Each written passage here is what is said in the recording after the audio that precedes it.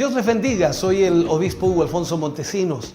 La palabra de Dios para nuestras vidas está llena de esperanza y nos muestra los principales pilares de la fe en nuestro Señor Jesucristo. Te invito a ver con mucha atención el siguiente mensaje. Esperamos que esta palabra pueda bendecir y fortalecer tu vida. Te invito a ver el mensaje de Dios. Primera de Corintios capítulo 11, versículo 1. Leemos la palabra del Señor, lo hacemos en el nombre de nuestro Señor Jesucristo. Dice: sed imitadores de mí, así como yo de Cristo. Vuelvo a leerlo. Sed imitadores de mí, así como yo de Cristo. Oremos al Señor. Padre, vamos ante tu presencia en esta mañana, esperando, Señor, que tú nos guíes y nos dirijas al ministrar esta palabra, Señor, a tu iglesia, a tu pueblo. Gracias por quienes hoy han llegado hasta aquí y quienes se nos unen a través de todos los medios de comunicación. Gracias por tu palabra que hoy recibiremos y esperamos, Señor, nos des la sabiduría y también la capacidad para poder interpretar correctamente, Señor, lo que tú quieres enseñarnos. En el nombre de Jesús te pedimos tu guía, tu dirección, y pedimos a tu Espíritu Santo, Señor, que se mueva en este lugar y toque corazones. Para la gloria de Dios, amén y amén, Señor. Fuerte ese aplauso de alabanza al Señor. Aleluya. Puede sentarse. Dios le bendiga grandemente. Hoy usaremos como título a nuestro tema: nuestro ejemplo nos da autoridad. Nuestro ejemplo nos da autoridad. Recuerde, estamos estudiando el libro de Corintios, Primera de Corintios. Esta es la lección número 15 y estamos viendo ahora el capítulo 11 en cierta forma, y vamos a hablar acerca de ello. Aquí está muy claro que el conocimiento debe ir siempre acompañado del amor. Lo hemos estudiado en los temas anteriores. Y el objetivo final, entonces, es la edificación para no poner tropiezo a los débiles en la fe. El apóstol en varias ocasiones puso, por ejemplo, su propia persona, o sea, su ejemplo personal, de cómo, siendo un hombre libre y apóstol del Señor, renuncia increíblemente a varias cosas en su vida y varias veces renuncia incluso a sus derechos con el fin de salvar almas, para que de esa manera puedan conocer al Señor y ser de bendición para la misma iglesia. Pablo era un hombre que no solo hablaba, sino que hacía, ejecutaba, realizaba, demostraba. Su ejemplo le daba mayor autoridad al momento de poder ordenar algo a los creyentes. O sea, cuando Pablo ordenaba algo, no lo hacía porque simplemente tuviera una autoridad para mandar, sino daba ejemplo en el sentido de que él vivía también y hacía y ejecutaba lo que estaba pidiendo a otros que hicieran. Pablo sabía que estaba siguiendo a Jesús, así que él no dudó en decirle a los corintios a través de estas palabras que imitaran su caminar con el Señor. Él sabía que los cristianos necesitaban ejemplos y él estaba, por supuesto, dispuesto a ser el ejemplo que los cristianos necesitaban.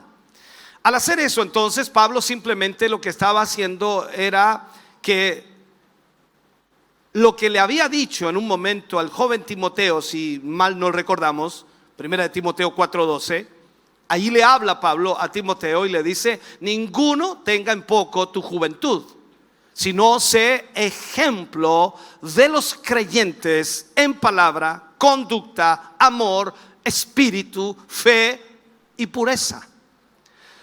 Hoy día nos preguntamos: ¿por qué tan pocos cristianos en este tiempo están tan alejados, o mejor dicho, no están dispuestos a decir lo que Pablo dijo.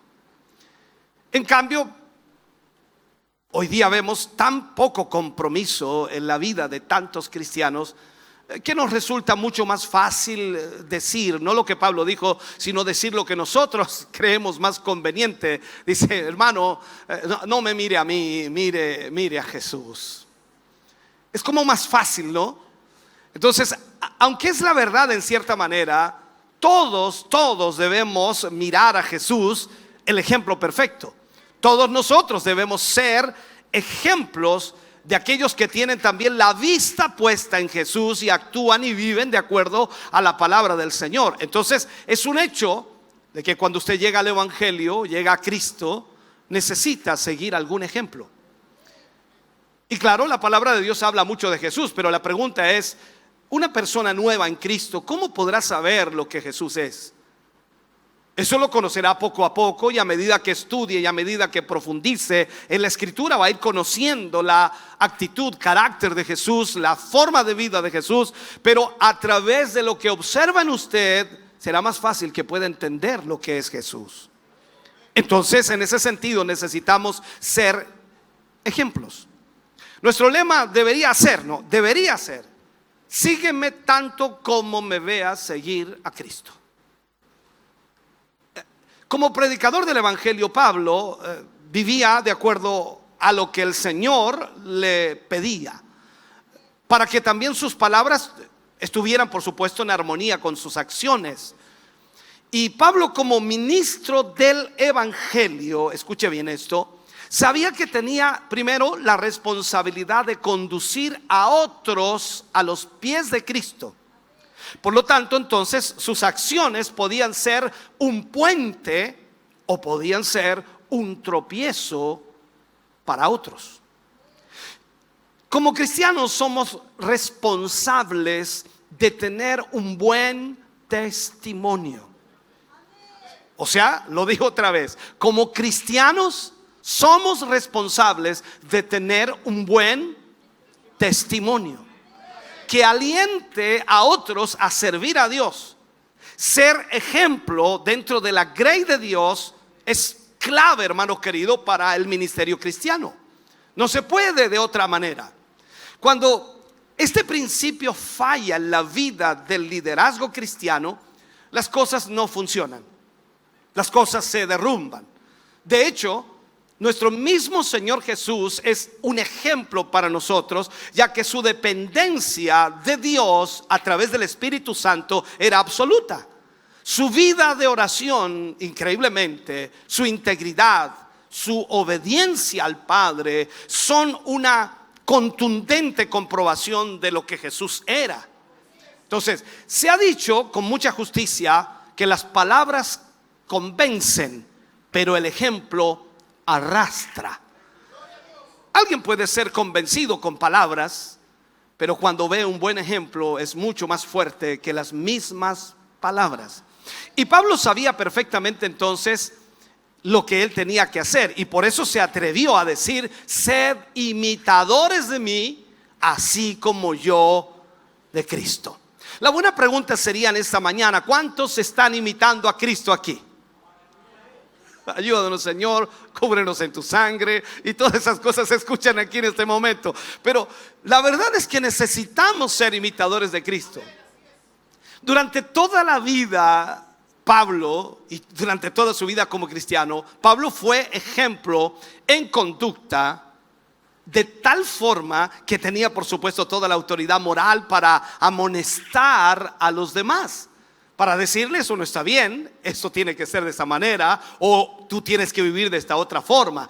Muchas veces se piensa que el ejercer autoridad sobre la grey es equivalente simplemente a ordenar, a mandar y dejar a otros que hagan, mientras por supuesto nosotros solo observamos.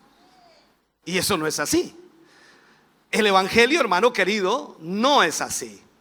Esto es importante entenderlo, ya que se espera que todo aquel líder, todo lo que pida en realidad el líder, él también debe hacerlo.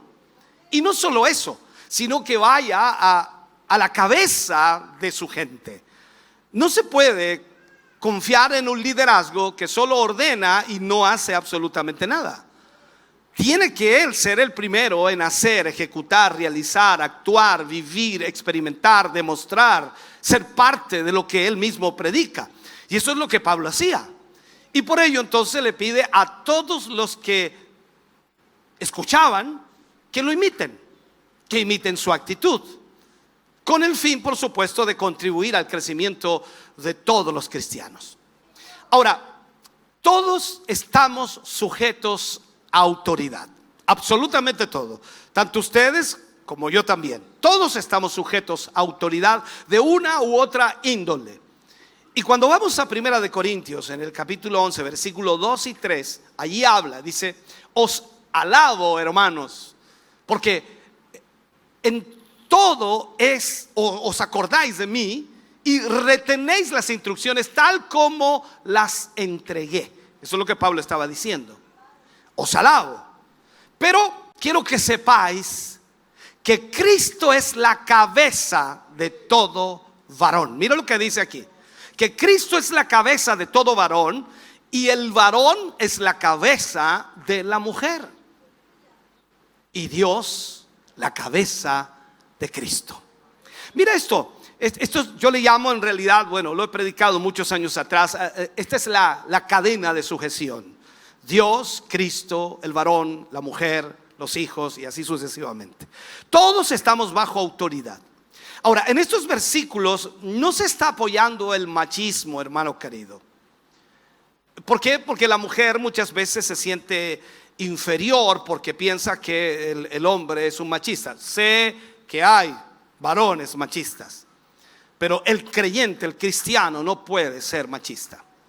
Entonces, muchas mujeres piensan que la mujer está solo para servir al hombre, y no es así tampoco. Entonces, al contrario, lo que nos está diciendo aquí, que todos, incluyendo el hombre, están bajo autoridad. O sea, todos estamos bajo autoridad. Lo primero que Pablo hace aquí es elogiar a los corintios por retener primero las instrucciones que él les había entregado. Entonces el apóstol les había enseñado la forma tradicional de vivir, de actuar como nuevas criaturas delante de este mundo. Recuerde que también Pablo habla por allí, dice que esa nueva criatura deja todas las cosas viejas y todas son hechas nuevas en Cristo Jesús. Ahora, con estas palabras, Pablo lo que hace es echar un fundamento, poner algo sólido para la enseñanza, y por supuesto en todo el resto del capítulo nos habla acerca de esto. Dicho de manera simple, Pablo pone en claro que Dios ha establecido principios de orden, principios de autoridad, principios de responsabilidad. Entonces, Cristo aquí es el mejor ejemplo, porque durante todo su ministerio, Cristo estuvo sujeto a su Padre. Nunca hizo Jesús algo que estuviera fuera de la voluntad de su Padre. Él siempre se sujetó. Y recuerde que cuando a él le preguntaban por qué hacía tal cosa, mi Padre me dijo que lo hiciera. ¿Por qué hablaba tal cosa? Mi Padre me dijo que lo hablara. O sea, todo estaba dentro del propósito y la voluntad de Dios. Estaba sujeto a su Padre. Entonces veamos esto. Si miramos la escritura y comenzamos entonces a profundizar lo que Cristo hizo, nos damos cuenta entonces que Él había recibido autoridad desde el cielo, y había recibido autoridad en el cielo y en la tierra al mismo tiempo. Pero Él siempre estuvo sujeto a su Padre. Y de esta forma entonces Cristo pasa a ser la cabeza del hombre, el cual debe, el hombre, someterse a Cristo para hacer conforme a la voluntad de Cristo. Y al mismo tiempo el hombre se convierte en la cabeza de la mujer con el fin de desarrollar su rol y de ejercer un gobierno sabio e inteligente como sacerdote de su familia. Y para que todo esto funcione y para que lo haga perfectamente, el hombre debe estar completamente sumiso a Cristo, como ustedes. O sea, el hombre debe estar totalmente sumiso a Cristo. Los que están en la televisión no saben que ustedes dijeron un amén tan fuerte que... Entonces entendamos esto. ¿De qué manera el hombre está sumiso a Cristo? Por supuesto, cuando adquiere ese carácter de Cristo y de esa manera ejercer su privilegio de ser cabeza, y debe ser acorde a la sabiduría que Cristo Jesús otorga, porque de lo contrario la mujer va a sufrir. Y eso es una realidad. Entonces, el hombre debe saber reconocer la importancia que la mujer tiene en su vida, de cómo ella viene a ser el complemento perfecto que ese hombre necesita para vencer, escuche bien, en este mundo. Ya que ambos, como una sola carne y bajo también el señorío de Cristo, deben aprender a amarse y deben aprender a respetarse. Recuerda el consejo que da la Escritura a los hombres. Les dice que deben amar a sus mujeres, ¿sí? Y a la mujer le da otro consejo la Escritura. Le dice que respete a su marido. Increíblemente la mujer necesita amor. Por eso son más emocionales o más sentimentales que los hombres. Aunque también hay hombres sentimentales, pero la mujer siempre es más sentimental. Entonces necesita amor.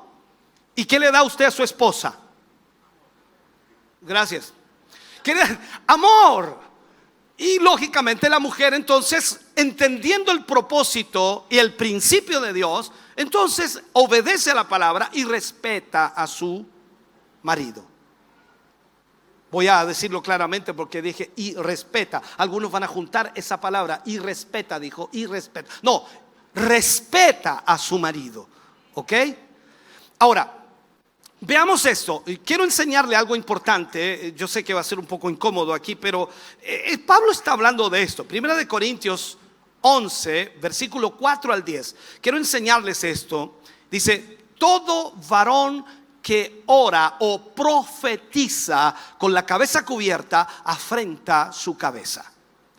Pero toda mujer que ora o profetiza con la cabeza descubierta afrenta su cabeza. Porque lo mismo es que si hubiese rapado. Porque si la mujer no se cubre, que se corte también el cabello, dice. Y si le es vergonzoso a la mujer cortarse el cabello o raparse, que se cubra. Porque el varón no debe cubrirse la cabeza, pues él es imagen y gloria de Dios. Pero la mujer, y aquí es importante, pero la mujer, no me saque todavía el versículo, pero la mujer es gloria del varón. Aquí algunos varones se gozan. Claro, pero déjame explicarte, por favor. Porque el varón no procede de la mujer. Aquí no vamos a entrar en esta discusión en las universidades. ¿Qué fue primero, la gallina o el huevo? No vamos a entrar en eso. Porque el varón, dice, no procede de la mujer, sino la mujer del varón.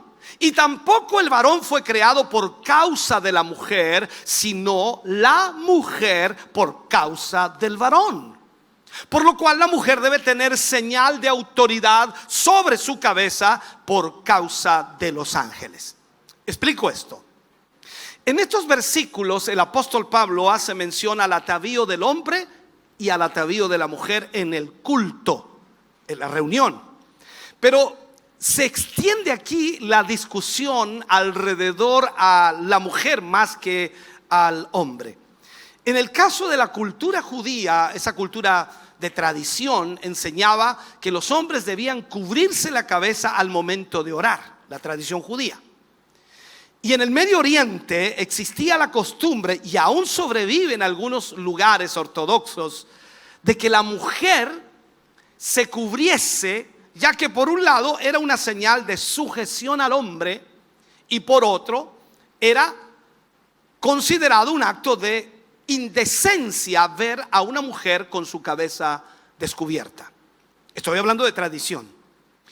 Pablo entonces trata algunas razones aquí por las cuales las mujeres deberían obedecer esta instrucción. La primera es por cuestiones de moral y de buen testimonio, ya que en la ciudad de Corinto, las sacerdotisas de Afrodita, que no eran más que rameras, ya lo hemos aprendido en los temas anteriores, no se cubrían y generalmente se asociaban con una mujer indecente, aquella que no se cubría la cabeza. Y por supuesto vendría a ser motivo de afrenta para su marido. En esos tiempos solía raparse a las rameras como una señal de vergüenza, y por ello el apóstol les dirige, por supuesto, estas palabras para enseñarle a la iglesia de Corintios esto. En segundo lugar, trata de dar de alguna manera razones un tanto bíblicas, y dice que el velo sobre la cabeza de la mujer es símbolo de su sujeción al hombre, ya que así como el hombre es imagen y gloria de Dios, la mujer es gloria del varón. La observación de Pablo aquí de que las mujeres debían cubrirse con un velo durante el culto estaba orientada a mantener de alguna manera su pudor y buen testimonio delante de los demás, ya que no debían mostrarse como las mujeres indecorosas del mundo que no se cubrían. Entonces, bajo estas palabras, Pablo le da a las mujeres y les dice que son libres de orar y profetizar, pero solo cuando ellas demuestren que están bajo la autoridad de un liderazgo masculino en la iglesia. Eso es lo que Pablo está enseñando. Entre los cristianos corintios probablemente había ciertas mujeres espirituales que dijeron de alguna forma acerca de Jesús algo, que no necesitaban, ellas dijeron, que no necesitaban demostrar con un peinado o la cabeza cubierta que estaban bajo la autoridad de alguien. Entonces, en esencia, Pablo dice a estas mujeres: si tú vas a olvidar cubrir tu cabeza, continúa así y rápate la cabeza. O sea, identifícate entonces con las mujeres del mundo en toda su vergüenza, porque no está sujeta a autoridad. Esto es complicado. Algunos podrían decir que la iglesia no puede funcionar así, que la iglesia no va a funcionar nunca de esa manera, o no funcionará bien, a menos que nos acomodemos a los tiempos y de alguna manera pongamos mujeres en posiciones de autoridad espiritual y doctrinal en la iglesia. Porque claro, estamos en un mundo en donde hoy día la mujer está empoderada y pareciera que eso es lo que tiene que regir. Pero recuerde usted que Dios en su principio no ha cambiado, sigue siendo exactamente el mismo. Entonces, desde la postura de lo que funciona en la cultura, ellos están en lo correcto quizás, porque la cultura funciona así, porque hoy día la sociedad funciona así, pero la iglesia es otra cosa. Entonces, pongo esto: ¿cómo puede tal iglesia decir que son guiados por la palabra de Dios cuando no se respeta la misma palabra de Dios? Cuando el principio bíblico está establecido. Ahora, quiero explicarle esto, y no se me vaya muy rápido usted en su pensamiento. Quiero que me escuche. Delante de Dios todos somos iguales. Delante de Dios todos somos iguales. Veamos esto, lo que dice Pablo, versículo 11 y 12 de este mismo capítulo. Dice: pero en el Señor ni el varón es sin la mujer, ni la mujer sin el varón, porque así como la mujer procede del varón, mira, porque así como la mujer procede del varón, también el varón nace de la mujer, pero todo procede de Dios. Delante de Dios, ni el varón es más que la mujer, ni la mujer es más que el hombre. Ambos son completados el uno con el otro. Por el otro lado, entonces, a partir de la creación del primer hombre, todos los hombres vienen de la mujer. El único que no nació de mujer fue Adán. Todo el resto de los hombres nacieron de una mujer. ¿Me siguen eso? La única mujer que no nació de otra mujer fue Eva. El resto de las mujeres, todas nacieron de otra mujer. ¿Me siguen eso? Pero aquí lo que estamos tratando de entender es que todos los hombres vienen de la mujer, que los concibe en su vientre, los amamanta con sus pechos, se preocupa por su educación cuando son pequeños y los mece en sus rodillas constantemente. Y el hombre, por tanto, no tiene razón para despreciar a la mujer.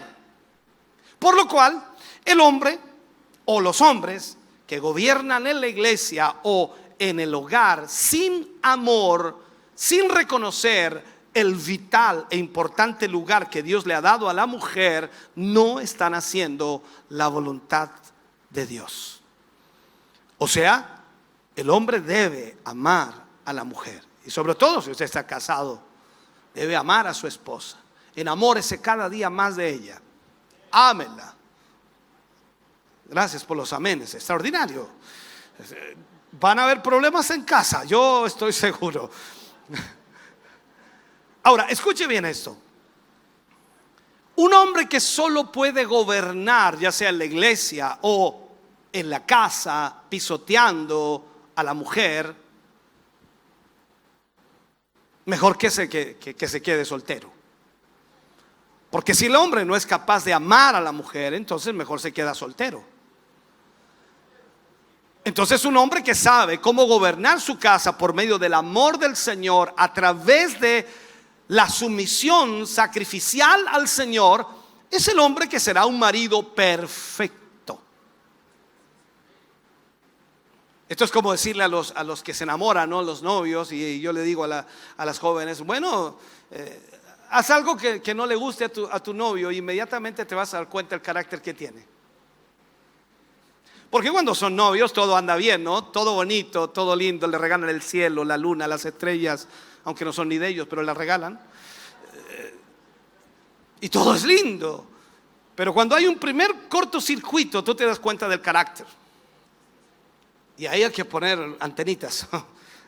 Ay, Señor, dice, porque si tú no cambias a este, yo no lo voy a poder cambiar, dice la hermana. Y viceversa, el hermano dice, si tú no la cambias a esta, Señor, yo no lo voy a poder cambiar. Porque en la verdad, enfrentarse a un matrimonio en donde los dos van a hacer cortocircuito constantemente, le aseguro que no van a tener luz en años. No, el que entiende, entiende, amén. Entonces entendamos esto. La mujer que no puede someterse a una autoridad,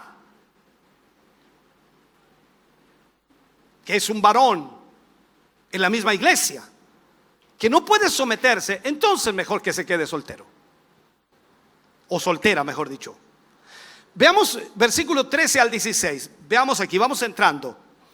Dice Pablo, juzgad vosotros mismos. ¿Es propio que la mujer ore a Dios sin cubrirse la cabeza? Es una pregunta que hace Pablo. La naturaleza misma, dice Pablo, ¿no os enseña que al varón le es deshonroso dejarse crecer el cabello? Por el contrario, a la mujer déjese crecer el cabello, o dejarse crecer el cabello le es honroso, porque en lugar de velo le es dado el cabello. Con todo eso, si alguno quiere ser contencioso, nosotros no tenemos tal costumbre, ni las iglesias de Dios. O sea, aclara que hay diferentes pensamientos, pero él dice no, nosotros no tenemos esa costumbre, ni las iglesias de Dios. Pablo pregunta entonces, ¿es propio que la mujer ore a Dios sin cubrirse la cabeza? La respuesta, hermano querido, en esa época, en el tiempo de Pablo, era no. Ya que el no usar un velo era característico de las mujeres indecentes, y las cristianas no podían vestir como una de ellas. Además, Pablo acude a la naturaleza misma para decir que así como al hombre le es deshonroso dejarse crecer el cabello, así a la mujer le es honroso el dejárselo crecer. Al final entonces el apóstol espera que sus palabras sean escuchadas y que no haya contiendas por estas cuestiones culturales, ya que las iglesias del Señor no tienen las costumbres de discutir por cuestiones vanas. O sea, entrar en discusión en cuanto a si debe usarse o no el velo. Ustedes saben que hay iglesias que utilizan el velo. No nos vamos a poner a discutir, usa un velo, no. Cállate la boca, hermano. Alaba al Señor tranquilo, ¿ya? Porque tú no viniste a alabar el velo, viniste a alabar al Señor. Ok. No hay que discutir en eso, hermano querido. Ahora, lo que sí podemos rescatar de esta enseñanza es que la mujer debe aprender a vivir en sujeción a su esposo. ¿Hay matrimonios acá? ¿Están sentados juntos los esposos, el matrimonio? Entonces, vuelvo a repetir, la mujer debe aprender a vivir en sujeción a su esposo, vistiendo con todo decoro, no como las mujeres del mundo. Cierro paréntesis. Pablo pasa luego a otro punto aquí, a la cena del Señor. Versículos 17 al 19. Recuerdo, estamos estudiando el libro de los Corintios. Me encantaría profundizar más, pero no tengo el tiempo. 17 al 19 dice: pero al anunciaros esto que sigue, no os alabo, dice, porque no os congregáis para lo mejor, sino para lo peor. Pues en primer lugar, dice Pablo, cuando os reunís como iglesia, oigo que hay entre vosotros divisiones, y en parte lo creo, porque es preciso que entre vosotros haya disensiones, para que se hagan manifiestos entre vosotros los que son aprobados. Pablo aquí lo que hace es reprender a los corintios, a la iglesia de Corintios, porque estaban abusando de la cena del Señor. Abusando de la cena del Señor. Una gran parte del problema con las reuniones de los cristianos en Corintio era que habían divisiones entre ellos. Algo que Pablo escuchó y podía, por supuesto, creer, sabiendo la historia y el carácter también de los cristianos de Corinto. Recuerden que Pablo fue el que inició la iglesia en Corinto. Usualmente pensamos que disensiones y divisiones entre cristianos no son nada más que un problema. Lógicamente eso es lo que pensamos. Pero Pablo revela un propósito que Dios tiene al permitir divisiones o disensiones. O sea, Dios permite que haya entre nosotros ese problema, ese conflicto. Dios permite que a veces usted se enoje conmigo y yo también me enoje con usted. Que se moleste usted conmigo y yo me molesto con usted. No vamos a llegar nunca a los golpes, gracias a Dios, pero a veces las palabras hieren más que golpes. Y claro, nos enojamos y posiblemente también como que tendemos a hablar mal del hermano o de la hermana porque no, a mí me molesta. Dice, y a la otra le decimos, no te juntes con ella o no te juntes con él. Qué silencio, O sea, Dios permite que ocurra eso. ¿Para qué? Para que se hagan manifiestos entre nosotros los que son aprobados, los que realmente están sirviendo al Señor y que están entendiendo qué es lo que sucede. O sea, en otras palabras, van a hablar mal de usted. ¿De quién no han hablado mal, no? De todos han hablado mal de alguna u otra manera. Y de pronto vienen donde usted y lo abraza, dice, mi pastor amado o mi hermano querido, mi hermana amada, y usted sabe lo que habló. Pero igual, amén, amén. Gócese nomás. Eso significa que tiene la madurez entonces para soportar las disensiones, los problemas y los conflictos, y no entra en batalla ni en guerra, sino que trata de solucionarlos. Amén. Entonces Dios permite esas disensiones para que aquellos que realmente pertenecen a Dios se hagan evidentes. Miren lo que dice Pablo, versículo 20 al 22. Cuando pues os reunís vosotros, esto no es a comer la cena del Señor, porque al comer cada uno se adelanta a tomar su propia cena, y uno tiene hambre y otro se embriaga. Pues que no tenéis casas en que comáis y bebáis, o menospreciáis la iglesia de Dios y avergonzáis a los que no tienen nada. ¿qué os diré? ¿Os alabaré? En esto no os alabo. Estos versículos, hermano querido, aclaran un poco y quizás mucho mejor la situación que estaba pasando en la iglesia de los Corintios. Unos se reunían para saciar su gula, o mejor dicho ya, para saciar su hambre y su deseo de comer. Otros se reunían solo para embriagarse, desvergonzadamente. Posiblemente influenciados, por supuesto, por las fiestas paganas que estaban, que lo hemos estudiado en los capítulos anteriores. Y por supuesto, el apóstol les dice que mejor sería que se quedaran en sus propias casas si su fin era ese. El objetivo de estas fiestas para compartir con los más necesitados y tener comunión los unos con los otros era la finalidad principal, pero en lugar de eso avergonzaban increíblemente a los más pobres, que al llegar a la reunión eran segregados a lugares menos privilegiados y prácticamente no disfrutaban del banquete, ya que sus posibilidades económicas eran escasas. Y al final los más ricos, entre comillas, terminaban saciados de comida y hasta ebrios, mientras que los pobres se iban con el estómago vacío y al finalizar la cena del Señor era todo un hazmerreír.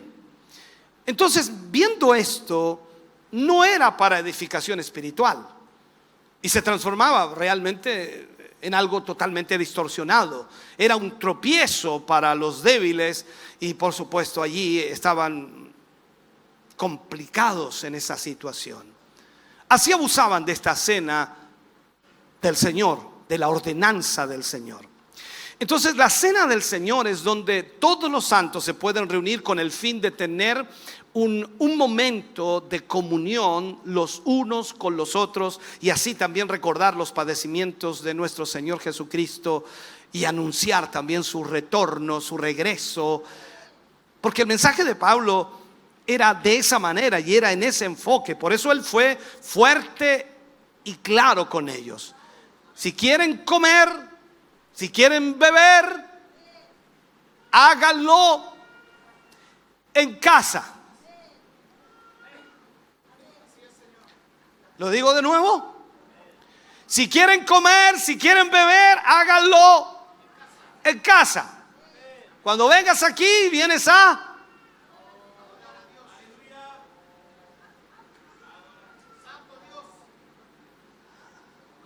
¿A qué vienes? Pero no lo digas con timidez, dilo fuerte, si no importa que se enoje el que está al lado. Tú vienes a alabar a Dios. Tú vienes a exaltar el nombre del Señor.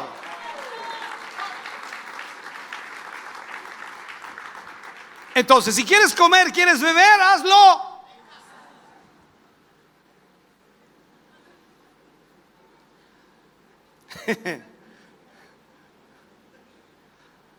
Ahora, Pablo les enseña cómo llevar a cabo la verdadera cena del Señor. Y Pablo les habla ahí en el versículo 23, versículo 23 al 26, y les dice: porque yo recibí del Señor lo que también os he enseñado, que el Señor Jesús, la noche que fue entregado, tomó pan y habiendo dado gracias, lo partió y dijo: tomad, comed, este es mi cuerpo que por vosotros es partido. Haced esto en memoria de mí. Asimismo también tomó la copa después de haber cenado, diciendo: esta copa es el nuevo pacto en mi sangre. Haced esto todas las veces que la bebiereis en memoria de mí. Y termina: así pues, todas las veces que comiereis este pan y bebiereis esta copa, la muerte del Señor anunciáis hasta que Él venga. Entonces, ¿qué es lo que hace Pablo? Pablo aquí no acaba de inventar esto. No es un invento de Pablo. No es que Pablo dijo: voy a reestructurar lo que Jesús hizo. No, él lo recibió del Señor. Por eso inicia la exhortación de esa manera. Lo recibí del Señor. Entonces aquí encontramos el primero de los significados de la cena del Señor. Primero, es un recordatorio de lo que Cristo hizo por nosotros. Y Pablo nos aclara que los eventos de la noche antes de la crucifixión de Jesús, Él fue traicionado por los suyos. Todos sabemos que Él lo traicionó, ¿no? Se llamaba Judas, se me había olvidado. Judas se llamaba, Él lo traicionó. Y recordemos entonces que la última cena era en realidad la comida de Pascua, cuando Jesús junto a sus discípulos participan de esta cena. De acuerdo con los mandamientos bíblicos y las tradiciones judías, ellos estaban celebrando el recuerdo de la liberación de Israel de la esclavitud de Egipto, para dirigirse a la tierra prometida. Entonces, eso es lo que nos muestra el libro de Éxodo. El partimiento del pan, el beber del vino, eran partes importantes, por supuesto, de la celebración de la Pascua. Entonces Jesús toma estas ilustraciones importantes y recordatorios de la liberación desde Egipto a Israel, y añadió a ellos los significados conectados con su propia muerte en la cruz por nosotros. O sea, aquí, si bien es cierto, Israel fue liberado de la esclavitud física, también era emocional, espiritual, perfecto, pero era física. Nosotros hemos sido libertados de la esclavitud espiritual. Amén. Entonces nosotros tenemos que recordar lo que Jesús hizo por nosotros. Cuando Pablo viene y le enseña a los corintios, le dice: este es mi cuerpo. Cuando Jesús hablaba de eso, este es mi cuerpo. Al tomar el pan somos llamados a recordar a Jesús que por nosotros fue crucificado.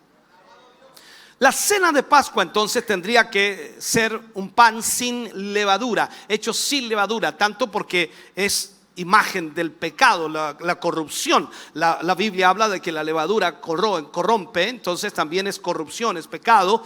Y en este caso los panes tenían que ser sin levadura, porque en el pan la levadura necesita tiempo también para trabajar, y en su prisa por salir de Egipto no tenían el tiempo para hacer panes con levadura. Los israelitas entonces no tuvieron tiempo de dejar su pan liudar, así se llama, o subir, por último. Entonces el pan sin levadura usado en la cena de Pascua tendría las líneas, por decir así, o las cicatrices, los hoyos, agujeros de hornearse, y que ahí aparecerían totalmente marcados las perforaciones. Y esto también nos da un tipo de Cristo que fue golpeado, lacerado y también traspasado en sus manos, en sus pies, y que hablar de su costado. Entonces, del mismo modo, así el cuerpo de nuestro Señor Jesucristo fue partido por nosotros. Él no tenía pecado, es como decir, era un pan sin levadura, no tenía pecado, y su cuerpo llevó líneas y fue perforado como el pan que comió Israel al salir de Egipto. Hay mucho más aquí para profundizar, es maravilloso. Luego dice: esta copa es el nuevo pacto en mi sangre. O sea, al recibir la copa, cuando usted participa de la cena, somos llamados a recordar la sangre de Jesús y el nuevo pacto. La cena de Pascua, hermano querido, representaba muchas copas de vino, cada una con un título diferente. La copa a la que Jesús se refirió, por supuesto, conocida como la copa de redención. Eso es lo que Jesús estaba hablando. Y Jesús añadió al recordatorio de redención de la esclavitud de Egipto esta copa de redención. Entonces su sangre confirma un nuevo pacto, el cual cambiaría nuestra relación con Dios. Demos gracias a Dios que hay un nuevo pacto, porque si no, nosotros estaríamos fuera de esto, fuera de esta ecuación. Por lo que Jesús entonces hizo en la cruz del Calvario, usted y yo tenemos aceptación para con el Padre. Podemos tener una relación con un nuevo pacto con Dios, pero muchos viven como si como si no hubiera transformación interna, como si no hubiera limpieza del pecado, como si no hubiera cómo llamarle así, el cambio y la transformación en las vidas y en los corazones de los hombres. Hermano querido, cuando usted recibe a Jesús en su vida, hay un nuevo pacto en su vida. Y hay una transformación, una renovación. Y por supuesto usted tiene ahora una relación mucho más cercana con el Dios Todopoderoso a través de Cristo Jesús su Hijo. Esto es sumamente importante.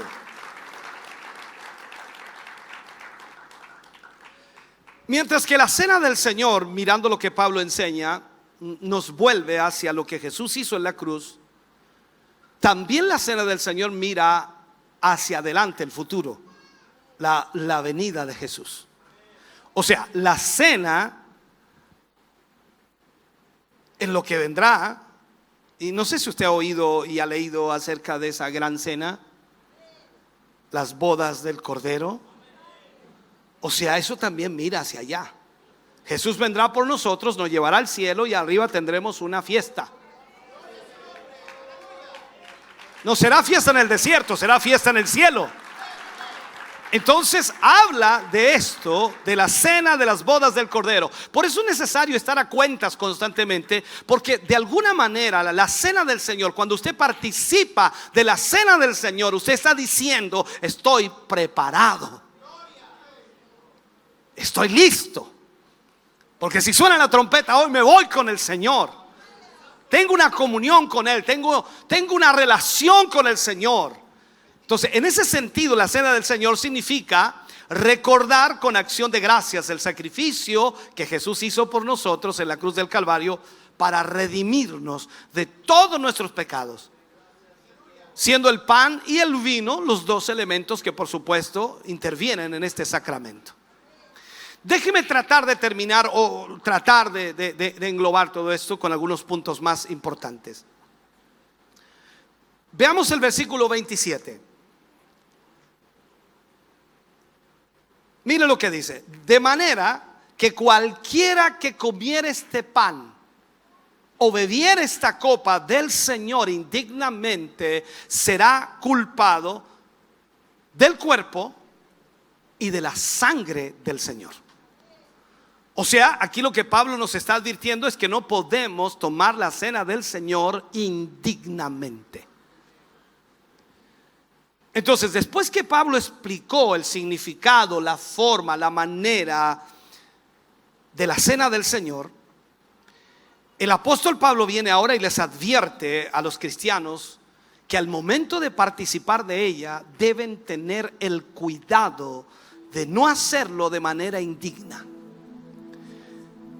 ya que lo contrario será culpable de menospreciar el sacrificio de Cristo. Empezando por ahí, la palabra indigno hace referencia a ser irreverente o participar de un evento solemne y santo en forma inapropiada, es decir, teniendo pecados ocultos o rebelión en contra de Dios. Muchos creen que Dios ha cambiado. Incluso puedo agregar, creen que ha cambiado su opinión en cuanto a vivir en temor y temblor delante de su presencia. Algunos piensan que Dios ya ha dejado ciertos principios y que el Dios que conocemos hoy no es el mismo Dios de Israel, no es el mismo Dios del tiempo de Jesús. No, los tiempos han cambiado y Dios también se ha renovado. Los principios de Dios siguen siendo exactamente los mismos. Entonces, ¿cuál es el problema de aquellos que creen que Dios ha cambiado en cuanto a vivir en temor y temblor delante de Él? Abusan de la gracia, confiados en que la salvación es sin obras. Y lo cierto es que sus demandas de santidad, las demandas de Cristo y las demandas de Dios de santidad no han cambiado. Solamente nos bastaría leer Filipenses capítulo 2 versículo 12 y ver lo que Pablo le explica allí y cómo lo dice. Por tanto, amados míos, dice Pablo, como siempre habéis obedecido, no como en mi presencia solamente, sino mucho más ahora en mi ausencia, ocupaos en vuestra salvación con temor y temblor. Por tanto, aquí como creyentes no debemos tomar la cena del Señor indignamente. O sea, nuestra vida debe estar libre de pecado oculto. Y por ello entonces se nos exhorta a vivir santa y piadosamente. Pablo le escribe allí a los Corintios, versículo 28 al 32, y dice: por tanto, pruébese cada uno a sí mismo, y coma así el pan y beba de la copa. Porque el que come y bebe indignamente sin discernir el cuerpo del Señor, juicio come y bebe para sí. Por lo cual hay muchos enfermos y debilitados entre vosotros, y muchos duermen. Si pues nos examinásemos a nosotros mismos, ¿no seríamos juzgados? Mas siendo juzgados, somos castigados por el Señor, para que no seamos condenados con el mundo. Aquí el apóstol Pablo habla claramente de un castigo ante la irreverencia, el comer indignamente, participar indignamente de la cena. Ahora, por todo lo que hemos hablado anteriormente, o por todo lo que Pablo explica en este capítulo, el apóstol Pablo le dice a sus lectores que cada uno se pruebe a sí mismo antes de participar de la cena del Señor. Discernir, entender, comprender lo que está haciendo. A veces algunas mamás me dicen: pastor, tenemos cena, mi niño puede cenar. Y la pregunta que yo le hago: ¿él discierne? ¿Entiende lo que está haciendo? No sé. Entonces, si no sabe usted, entonces no se puede. Uno tiene que entender que esto no es un asunto de no, es que denle a todos. No. Esto cada uno decidirá si participará o no participará. Ahora, quiero ser claro: si usted no participa de la cena, entonces no está preparado. O sea, pastor, si yo vengo a la cena y no participo, entonces usted va a pensar que no estoy preparado. No voy a pensar, voy a saber. O sea, mejor no vengo a ese culto. ¿Y qué sacas con no venir? ¿Cuándo te vas a preparar? Porque también ahí habla Pablo de que podemos pedirle perdón a Dios, que podemos entonces arreglar nuestra condición con el Señor. Entonces, el término pruébese proviene del griego dokimazo, el cual sugiere la acción de evaluarse o examinarse a sí mismo con el fin de encontrarse en paz y en comunión con Dios. O sea, aquí no es que yo lo analizo a usted, o usted me analiza a mí o al hermano, sino que es analizarnos nosotros mismos. Somos malos para analizarnos nosotros. Siempre nos estamos comparando con el otro y dice: estoy mejor que el hermano. El hermano anda en la carne, yo ando en el espíritu. Somos buenos para eso, pero somos malos para analizarnos nosotros mismos. Esto es cosa de que pruebe solamente en su casa. Dígale a su esposa: mija, dígame mis errores. Y ellos se va a ver el primer error que le tira a la esposa, y inmediatamente pone cara de limón el hombre. ¿Por qué? Porque no nos gusta que nos digan que estamos mal.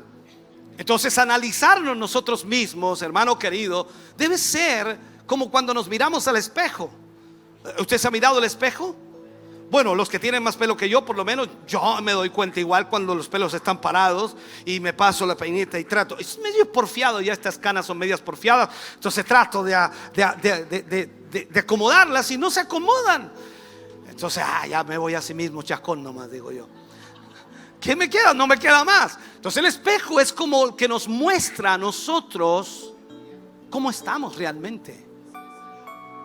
Usted se mira en el espejo. Ahora, cuando usted se mira en el espejo de la palabra de Dios, entonces le está mostrando cómo usted está.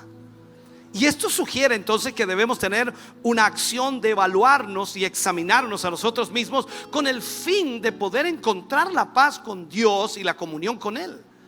Entonces tenemos que evaluar nuestros caminos con el fin de permanecer íntegros delante de nuestro Señor. Entonces, definitivamente la cena del Señor es un evento muy santo, ya que allí se recuerdan los padecimientos de Cristo.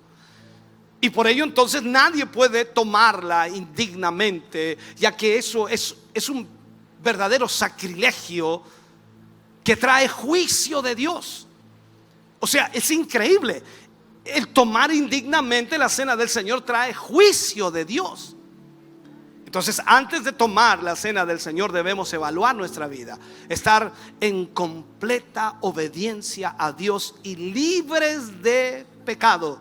De lo contrario, debemos pedirle perdón al Señor y permitir que su sangre nos vuelva a lavar y a limpiar, nos santifique, para poder así comer del pan y beber del vino.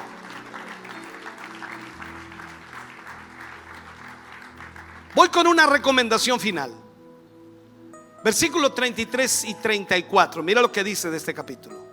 Así que, hermanos míos, cuando os reunís a comer, esperaos unos a otros. No te lances, hermanos, a comer así. Esto no es un casamiento que cuando pasan los canapés, ¡fuas!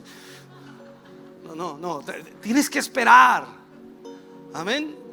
Porque parece que todo se va a acabar, voy a quedar sin comer. No, aguántate.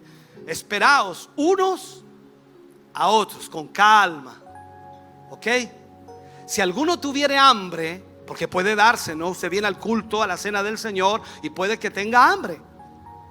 Pero si tiene hambre, coma en su casa. Sigue diciendo, para que no os reunáis para juicio. Las demás cosas las pondré en orden cuando yo fuere, dice Pablo. Mira esto. El apóstol cierra el tema recomendándoles a los corintios de no abusar de la cena del Señor. La diferencia entre la cena del Señor y la fiesta llamada ágape es enorme, ya que esta última era con el fin de comer y compartir con los demás hasta que todos estuvieran saciados. Yo he asistido a muchas iglesias desde mi niñez, en varias misiones, denominaciones, y se hace diferente en cada iglesia. Y en alguna de ellas que estuve, hacíamos un social, se le llamaba así, el social. Y el social era donde todos traíamos algo, que traíamos alguna cosita y compartíamos entre todos, y ahí bebidas y todos, y compartíamos entre hermanos. Eso era un social, un ágape, ¿ok? Pero la cena del Señor es otra cosa. En la cena del Señor a usted no le dan un sándwich, no, le dan un pedacito de pan, una copita pequeñita en donde usted va a participar de eso. Entonces, la cena del Señor no es para quitar la sed o el hambre. La cena del Señor es para participar de la comunión del Señor. Entonces, aquí en este sentido debemos entender lo que Pablo está enseñando. Entonces, la cena del Señor no tiene el fin de saciarnos en la sed y el hambre. Más bien, el pan y el vino que se dan son solo una pequeña porción simbólica, con el fin de recordar los padecimientos de Cristo y agradecerle lo que ha hecho por nosotros. Y eso nos otorga, hermano querido, la satisfacción de ser salvos por Cristo. Porque dígame si usted no está contento por ser salvo. ¿Qué sería de nosotros si el Señor no nos hubiera rescatado? Si el Señor no nos hubiera asido con su mano, si el Señor no nos hubiera sacado de donde estábamos, como David decía, me sacaste del pozo cenagoso. O sea, estábamos perdidos, hermano querido, y gracias a Jesús hoy somos salvos. Por eso Pablo entonces les enseña y les dice que cuando se reúnan para celebrarla, habló de la cena del Señor, deben esperar a que todos estén presentes, tanto ricos como pobres. Y si alguien tiene hambre, que coma en casa, porque la cena del Señor, vuelvo a insistir, no es para el banquete, para saciar el hambre o la sed. Y así no se estarán condenando por su actitud irreverente. Ahora, cuando termina Pablo y dice las demás cosas las pondré en orden o las arreglaré cuando vaya, cuando los visite nuevamente. Al final, todos nosotros, absolutamente todos, podemos aprender la importancia de vivir en santidad. Ya que, puedo decirlo, nadie puede acercarse a nuestro Dios siendo inmundo. O sea, usted y yo, para poder acercarnos a Dios necesitamos ser limpiados. Y la única manera de ser limpios es arrepintiéndonos de nuestros pecados ante Jesús. el cual derramó su sangre para limpiarnos. Entonces, si nosotros participamos de la cena del Señor antes, debemos examinarnos con el fin de asegurarnos de que estamos en comunión con el Señor. Y si no es así, entonces podemos pedirle perdón al Señor en plena disposición de abandonar nuestros pecados y así participar de esta santa cena y esta solemne ceremonia. Porque recuerda y anuncia los padecimientos de Cristo hasta que Él regrese por nosotros. Yo un día quiero estar ahí arriba. Y yo sé que todas las experiencias que hemos vivido acá, de la cena del Señor, de los cultos, de la adoración y la alabanza, de la presencia misma de Dios tocando nuestras vidas, todas esas experiencias van a quedar pequeñísimas, porque vamos a estar en la gloria de Dios. Vamos a estar en su misma presencia, no por segundos o minutos, sino por toda la eternidad. Así que imagínate, hermano querido, yo no sé si has tenido momentos de alegría, de gozo. Vamos a ir al gozo. La alegría está fundamentada en lo que podemos recibir o tener, y el gozo está fundamentado en lo que hemos recibido por gracia de Dios. Por lo tanto, aquí hemos tenido momentos de gozo. Pero ¿cuánto ha durado tu momento de gozo? Yo sé, el culto comenzó a las 10 de la mañana, ya está avanzada la hora, pastor. Son las 12:16 y ya estamos cansados. Y seguramente te pregunto, ¿cuántos de este tiempo, cuántos minutos has tenido de gozo? Solamente para darte un ejemplo. Cuando estemos allá arriba, será lleno de gozo. Más aún, dice que no habrá más sufrimiento, no habrá más llanto, no habrá más dolor. La enfermedad ya no existirá. O sea, todo estará siendo perfecto y estaremos en la presencia de Dios para alabarle. Así que imagínate, cuando tú sientes un poco de gozo aquí, no quieres parar de alabarle, no quieres parar de exaltarle, no quieres parar de darle la honra, la gloria al Señor, diciéndole gracias, Señor. Y allá arriba estaremos eternamente con Él, y ya cumpliéndose la promesa de Dios que estaríamos con Él. Imagínate, hermano querido, nuestro gozo va a ser indecible, como dice por allí. No se puede expresar con palabras, porque será algo que nuestra mente hasta este momento no logra entender, no logra comprender. Entonces, cuando hablamos, hermano querido, de lo que debemos hacer para Dios y cómo debemos hacerlo, entonces recuerda siempre, tú y yo debemos ser un ejemplo para los demás. Cuando tú vienes aquí a este lugar, vienes a alabar y a exaltar el nombre del Señor. Aprovéchalo, desconéctate de todo, desconéctate. Trata de aprovechar este tiempo para poder darle tu mejor alabanza al Señor. Estamos contentos de que hayas visto y escuchado este mensaje. Creo con todo mi corazón que Dios le ha bendecido. Quiero invitarles a suscribirse a mis redes sociales, donde tenemos contenido que le ayudará a alimentar su vida espiritual.